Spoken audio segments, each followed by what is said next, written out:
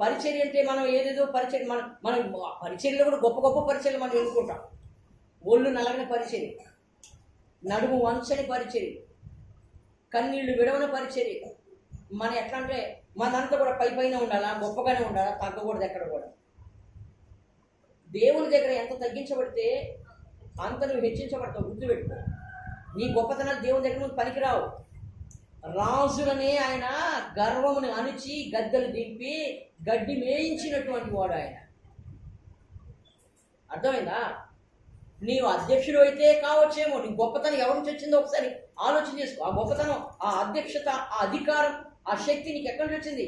ప్రభు ఇస్తేనే వస్తుంది. గుర్తుపెట్టుకో, ప్రభు దగ్గర మాత్రమే అవి ఉన్నాయి. అవి నువ్వు పొందుకున్నావంటే, అవి నువ్వు సంపాదించుకున్నట్టే, అది దేవుని కృప తప్ప వేరొకటి లేదు. నీ గొప్పతనం ఏమి కాదు. ఈ అబ్బాయి అనుకున్నాడు, ఆ బయట ఆ చెప్పుల దగ్గర